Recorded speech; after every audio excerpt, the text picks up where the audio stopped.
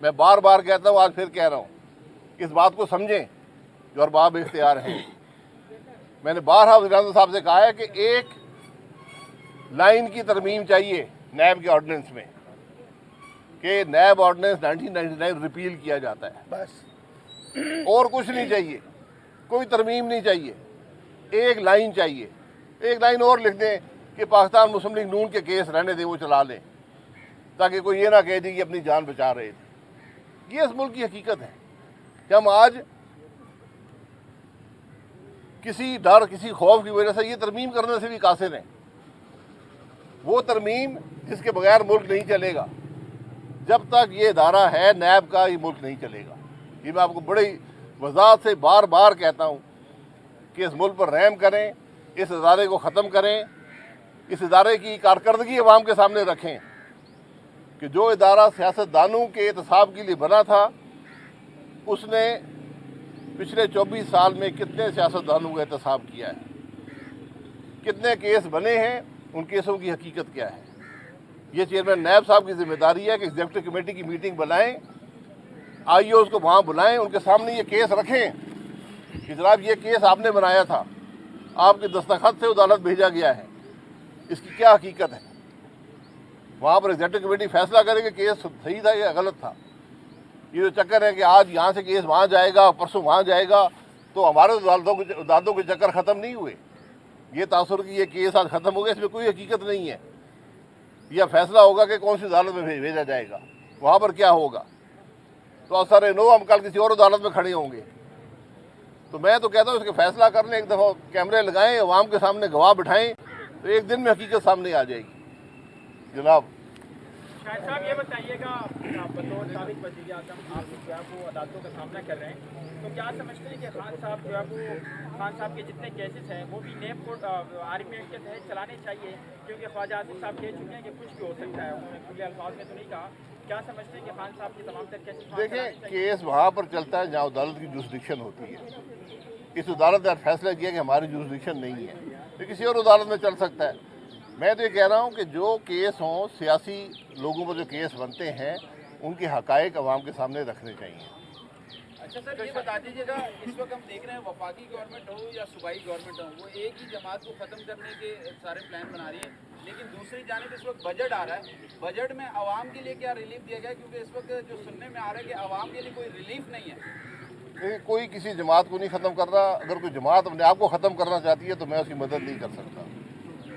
دوسری جو بات ہے ریلیف کی بات ہے، آپ اپنے ملک کی معیشت کا جائزہ لیں، پھر آپ کو حقیقت سمجھ آئے گی کہ ملک میں کیا ریلیف دی جا سکتی ہے اور کیا نہیں دی جا سکتی۔ ہمارا ملک آج وہ ملک ہے جو سود کے علاوہ، اور سود کا ایک حصہ بھی قرضے لے کر ادا کرتا ہے۔ آپ نے جو ریلیف دینی ہے آپ دے سکتے ہیں اضافی قرضہ لے کر، اس قرضے کا بوجھ کل پھر عوام نہیں برداشت کرنا ہے۔ تو آج ہمیں اپنے معاملات بڑی ذمہ داری سے چلانے پڑیں گے۔ یہ ریلیف کی جو بات ہے، اس میں ریلیف یہی ہے کہ مزید بوجھ عوام پہ نہ ڈالا جائے، ایسا اس کا بندوبست کیا جائے اور حکومت کے نظام کو درست کیا جائے۔ یہ نظام نہیں چل رہا۔ آج کی ریلیف کل کا بوجھ ہوتا ہے، اس بات کو سمجھ لیں، اور بوجھ بہت بڑا ہوتا ہے۔ اگر آج آپ 1 پیسے کی ریلیف دیں گے، کل 1 روپے کا بوجھ ڈالنا پڑے گا۔ سر عوام کو تو یہ پتہ نہیں ہے کہ اپنا معیشت کیا ہے یا کچھ ہے۔ پاکستان کے عوام کو وہ یہ جانتی ہے کہ نائی کے پاس جاتی ہے، ٹھیلے والے کے پاس جاتی ہے، وہ 2 چیزیں کہتے ہیں کہ جی ڈالر بڑھ گیا ہے اور اس کے بعد جو ہے اپنا پیٹرول بڑھ گیا ہے، 2 چیزیں۔ تو ان 2 چیزوں پہ آپ کب یہ کریں گے تاکہ عوام سمجھے؟ جی، عوام کو سمجھنی بالکل سمجھنے والی بات ہے کہ جس ملک میں جمہوریت نہیں ہوگی، جہاں الیکشن چوری ہوں گے، جہاں پر عوام کی نمائندگی نہیں ہوگی، وہاں پر یہی ہوگا جو ہمارے ساتھ ہو رہا ہے۔ یہ بوجھ ہمیں برداشت کرنے پڑیں گے۔ تو آج ضرورت اس بات کی ہے کہ ہم اپنے آئین کو سمجھیں، آئین کے مطابق، اور ذمہ داری سے پولیٹیکل لیڈرشپ کام کرے، ذمہ داری سے عسکری لیڈرشپ کام کرے، ذمہ داری سے اس ملک کی جو جوڈیشل لیڈرشپ ہے، جو ججز ہیں، یہ کام کریں۔ پھر آپ کو ملک کے معاملات سلجھتے ہوئے نظر آئیں گے۔ میں نے ایک بات آپ کے سامنے رکھی ہے کہ اس ادارے کو ختم کرنے میں کیا پریشانی ہے، مجھے یہ سمجھا دے کوئی۔ کیا احتساب کا نظام ملک میں ختم ہو جائے گا؟ کیا اس ادارے نے احتساب کیا ہے؟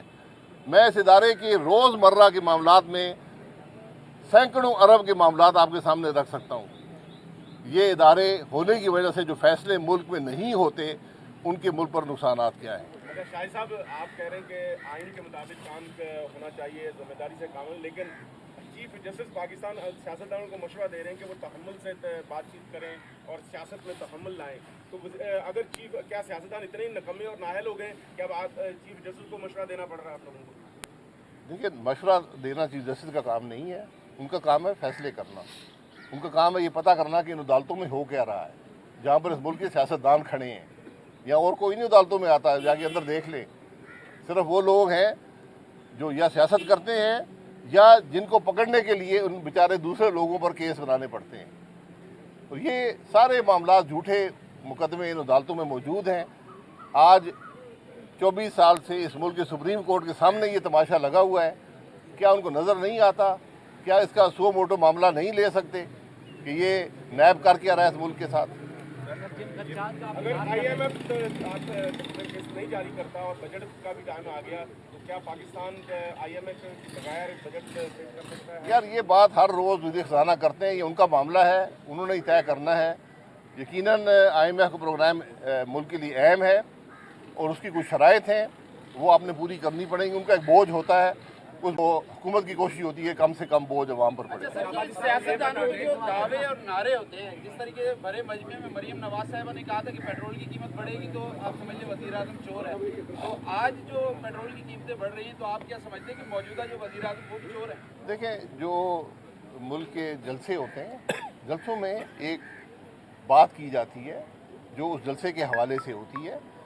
जब मुल्क के मामलात ऐसे हों कि बिला वजह अगर कीमतें बढ़ें तो उनका असर मुल्क पर पड़ता है, हुकूमत की नाकामी होती है।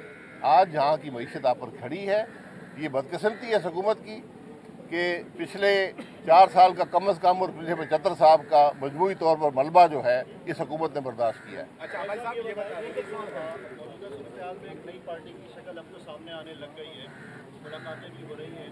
जहांगीर तरीन साहब, खान साहब से कोई रास्ता है? नहीं, मेरा कोई किसी से रब्ता नहीं है। जमातें बनाना हर एक का हक होता है, जमातें मुल्क में मौजूद हैं, हम काफ़ी खुद कफील हैं जमातों में। आज ज़रूरत मुल्क के मामलात को सुलझाने की है, आज मिल बैठ कर मामलात को तय करने की है। किसी ना निज़ाम के अंदर ये सलाहियत है, ना किसी जमात में सलाहियत है कि मुल्क के मामलात को तय कर सके। ठीक है। अवध साहब, ये बताएं, 2 मई से पहले इमरान खान बात करने के लिए तैयार नहीं थे। अब जो है PTM हुकूमत जो इमरान खान से दखल करने के लिए तैयार नहीं है, तो क्या वजह है? इमरान खान से ये बात होगी कि नहीं होगी? सियासी मामला तो ये आपस में तय कर लें यार। 9 मई से पहले क्या था और 9 मई के बाद क्या हुआ है? मैं तो कहता हूँ हर वक्त आपको ज़रूरत है बात करने की। आपको अगर बात कर लेते पिछले 4 साल के अंदर, आप 9 अप्रैल से पहले 22 से पहले बात कर लेते, यहाँ पर बात ना पहुँचती। अगर आप मुल्क में जमहूरी कदरों का एहतराम करते तो मुल्क यहाँ तक बात ना पहुँचती। पिछली 2 हुकूमतों ने टर्म पूरी की है, ये हुकूमत नहीं कर पाई। तो ये बात उस वक्त समझने की होती है कि मुल्क की ज़रूरत क्या है। और आज की मुल्क की ज़रूरत अगर हम समझ लें तो फिर मुल्क के मामला तय हो सकते हैं। 2 मई के वाक़यात को आप कैसे देखते हैं? आप क्या कहेंगे? मैं क्या देखता हूँ, आपने खुद देखे हैं, मीडिया ने दिखाए हैं, मुझे क्या कहते हैं? क्या मुल्क के फ़ौज के हेडक्वार्टर पर हमलावर हो सकते हैं लोग? इसका तय कर लें। क्या सरकारी इमलाक को जला सकते हैं? क्या किसी के घर पर हमलावर हो सकते हैं? एहतजाज करना आपका हक है, लेकिन किसी के घर पर हमला करना आपका हक नहीं है। फौजी तनसीबात पर हमला करना आपका हक नहीं है। मुल्क के एसेट्स को तबाह करना आपका हक नहीं है। ये बात हमें समझने की है। सर, एक सवाल, क्या सियासी कारकुनों का मुकदमा मिलिट्री कोर्ट में चलाने की आप हिमायत करते हैं? जी, मैं किसी कोर्ट की हिमायत उस वक्त तक नहीं करता जब तक उसकी जुरिस्डिक्शन ना हो। जैसे अब इस अदालत में हमारे केस चलाने की जुरिस्डिक्शन नहीं है। अगर मिलिट्री कोर्ट में हुई तो वहाँ पर चला जाएगा। तो अदालत वहाँ पर चलती है जहाँ जुरिस्डिक्शन हो कानून के मुताबिक उसकी।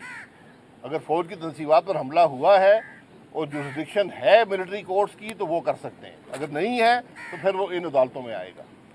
बहुत शुक्रिया। न्याजी साजिश था, शाहिद खान अब्बासी जिंदाबाद। अब तो मईशत की हाल है, कब्रें खोदने वाले भी कहते हैं कि डॉलर महंगा हो गया। उनका डॉलर से कब्र खोदनी है क्या?